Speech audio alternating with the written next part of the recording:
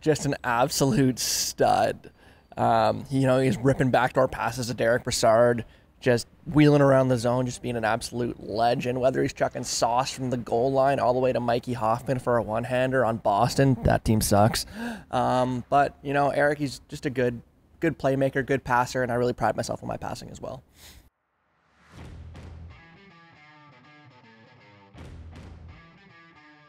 Hello everybody, my name is Adam Morton, and I'm from Ottawa, Ontario. I actually came out to the island in 2018, about 4.5 years ago, to come play for the VIU Mariners. I am a D-man because, D-men just kind of do all the work. I'm not a goalie, and forwards, they don't back check, so, I couldn't be one of those guys.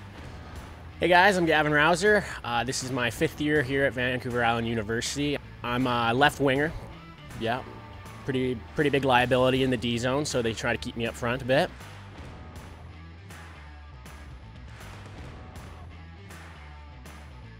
I would say it's not very fun playing Logan Lake simply because beating somebody 15-1 is it's not really the most exciting game that you're ever going to play. Okanagan, they're good, but it's just a hot goalie in net. I don't think that's too much competition. I'm a big fan of playing University of Victoria. There's just a lot of, dirty blood in there. Boys just like to run, like to hit some people, like to bang bodies. We're banging bodies on and off the ice, and we're just having fun. And it's a big island rivalry, and that's what it's all about. I would have to say University of Victoria. It's always a heated battle especially in the kind of the island division. So either we going down there or they're coming down here. It's always going to be a heated matchup. It's always competitive, and we always look forward to those types of battles.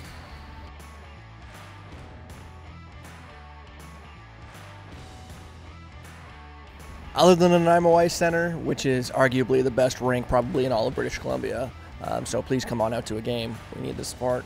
Would have to be probably SFU hockey with the Bill Copeland. I personally love the big ice, so I would never say the Racket Club in Victoria because I would rather cut off my own leg than go play there.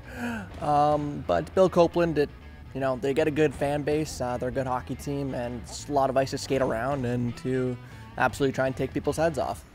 It has to be the neck. You always go with your home barn, but I would probably say SFU has probably one of the nicer rinks in the BCI. It's usually well kept, well maintained. It's really nice to skate on. So going over there again, same with UVic, they're always a competitive team to play against, and usually enjoy the games there.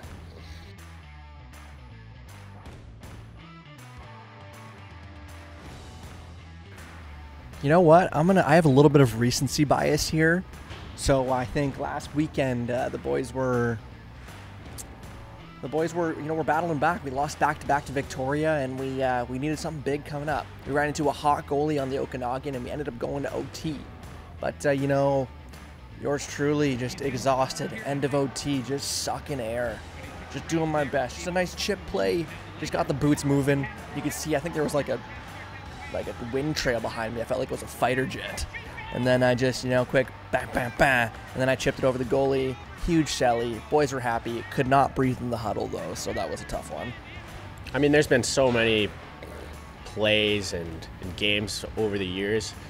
In particular, it's not really a play, but I remember a few years ago we were down 4-rip in SFU and managed to rally back and win 5-4. I think we were going in the third period down 4-rip and managed to come back and win 5-4, and that was kind of an instrumental game just in terms of building a bit of morality around the team and really figuring out how we can be successful, and almost a pivotal point in our season. So I think that was a big one a few years ago. It sticks out to me.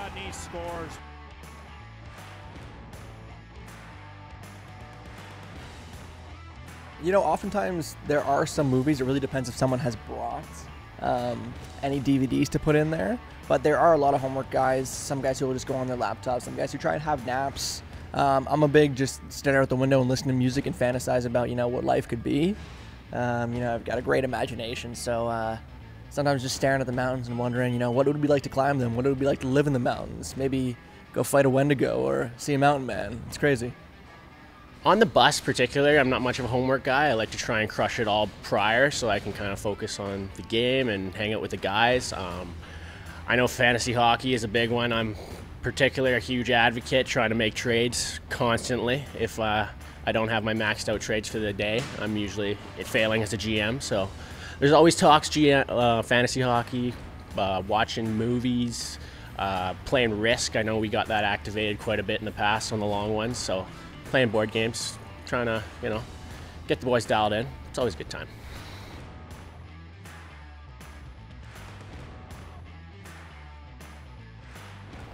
I have the challenge of balancing hockey, the master's program, as well as working roughly 32 to 35 hours a week.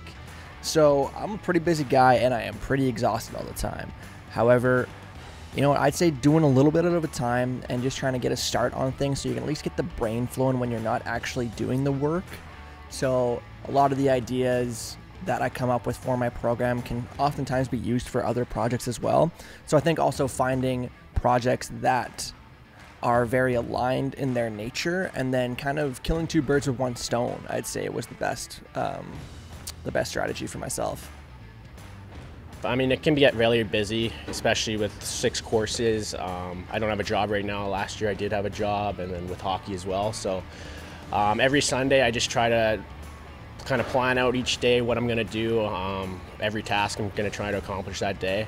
I know I struggled big time in my first couple years with time management, so over COVID I kind of tried to figure out how I could be more successful with balancing everything that's going on, and it can be a lot. So yeah, that's just something I've done that's kind of helped me be more organized with hockey and school and work and whatnot.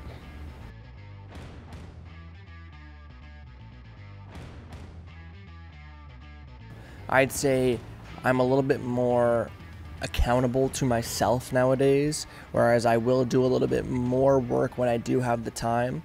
But oftentimes when I do have a little bit of free time, I like to just chill out because mental health is very important, and you're not going to be able to do any good schoolwork, any good work, and you're not going to be able to play well either if you're not in a good headspace. So I'd really say take care of yourself and take care of your mental health. Yeah, I'd say probably in my first 2 years I was consumed by the social aspect, as I think you should be in your first couple years, kind of making those relationships and getting those experiences of college. And then kind of COVID helped me develop and mature as a student in particular, and just finding ways to be more successful at my studies. And now it's really at the finish line now.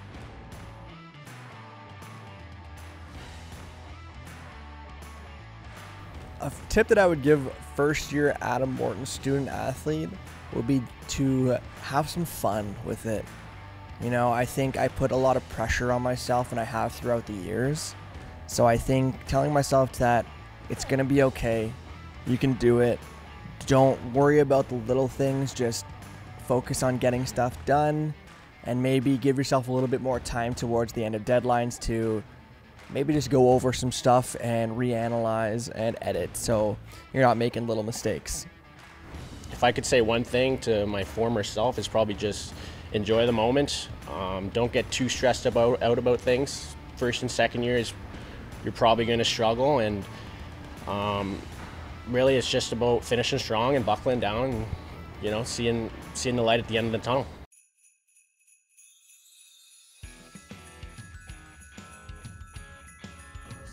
Oh, that's all time. There's been so many over the years. I'd say one that stuck out for me, obviously I'm a big Boston Bruins guy, as you can see from the lid.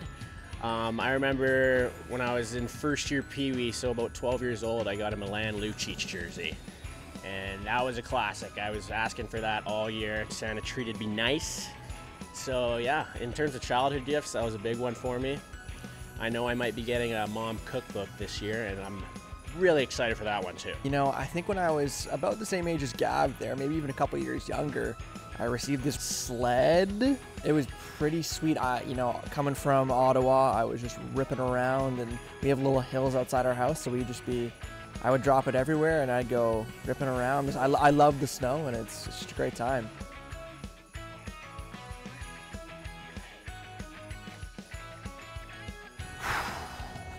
It's definitely in the gray area. I would consider it a Christmas film. I know Adam probably is. You can tell he's getting mad over there because I don't know if he just hates Bruce Willis or not, or hates Christmas. He might be a Scrooge, but I don't know. I like firing up Die Hard during the festival season. There's nothing that happens that's like Christmas-esque during the movie. There's no holiday cheer. There's no Frosty the Snowman. Where's Santa? Where's Santa with the gifts? I don't know what you're talking about here.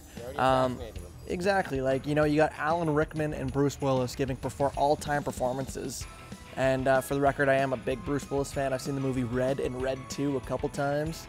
Yeah, I just don't think that can be considered a Christmas movie just because it happens during Christmas. Yeah, it's whatever, man.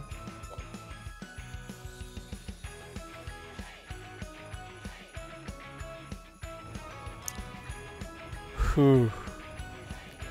I'm a big dessert guy. I like ice cream.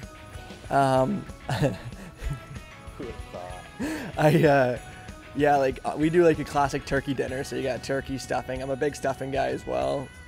And like carrots, peas, potatoes. Oh, potatoes are great, but I always wait for after dinner, mucking a little chocolate ice cream. I would say probably a big one for me growing up was my grandma's mashed potatoes and gravies. I would just bury pounds of that and just melt on the couch. Right, probably 10 years straight every Christmas. That's my routine, and yeah, I'm looking forward to continuing that routine again this Christmas.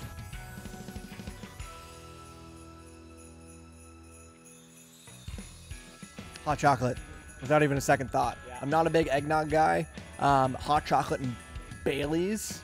I do not condone drinking or anything, but hot chocolate and Baileys, wink, wink, nudge, nudge. Yeah, I pretty much second everything Adam just said. I'm not an eggnog guy, big hot chocolate guy, big Baileys guy. Yeah, so it's not even a debate, really. No controversy here.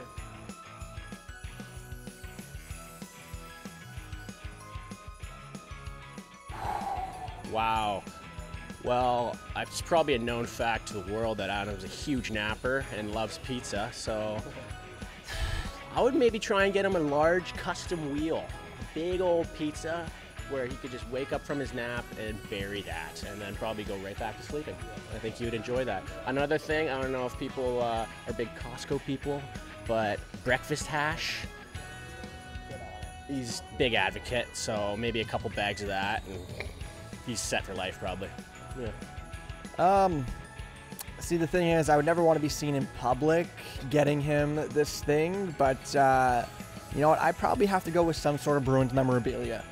You know, you can't go wrong. You know, it would make Gav really happy. He's a big supporter, and you know, whether it's getting him a toque, maybe some socks, maybe even, you know, bringing him to Ottawa and we just go for the 8-hour road trip down to Boston ourselves and we just go for a game. You know, I think it's gonna happen eventually, and although that's who knows what the limit is for Secret Santa, but you know, maybe we just figure something out. And it's the idea that counts, you know. But yeah, some sort of Bruins memorabilia, some sort of Bruins experience. I think that would be the best bet.